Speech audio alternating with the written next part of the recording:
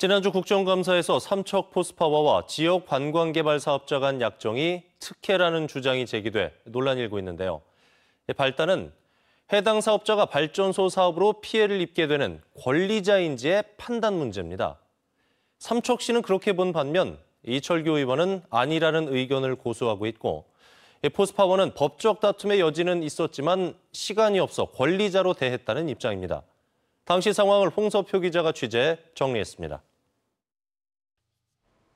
지난 2016년 삼척 석탄화력발전소 사업자인 포스파워는 전원개발 사업 실시계획 승인, 즉 발전소 공사 착공을 위한 허가를 받기 위해 6개월 단위로 기간을 연장하며 동분서주했습니다. 가장 큰 문제는 발전소에 필요한 전용 항만을 맹방 앞바다에 조성하면 어민가 백사장 침식 등으로 인한 인근 주민들의 피해였습니다.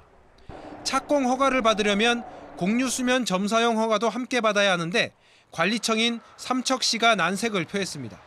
관련법에서는 공유수면 점사용 허가를 할 때는 피해가 예상되는 권리자의 동의가 필요하고, 권리자의 대상에는 해당 지역 어업인가 양식업자, 그리고 인접한 토지와 인공구조물의 소유자 또는 점유자가 해당됩니다. 삼척시는 이를 근거로 지역 관광개발 사업자를 공유수면과 인접한 토지와 인공구조물 소유자로 보고 포스파워에 동의서 제출을 요구한 겁니다. 포스파워는 자체 법률 검토에서는 권리자에 해당하지 않는다고 판단했지만 빨리 인허가를 받아야 하는 상황에서 맞는지에 대한 법적 다툼을 할 시간이 없었다는 입장입니다.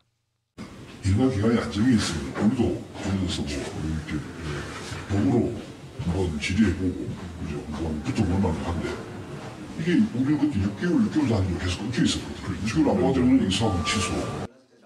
이런 이유로 이철규 의원도 국정감사에서 해당 사업자를 권리자로 보고 포스파워 간 협의된 사업 참여 제한이 특혜라는 주장을 폈습니다.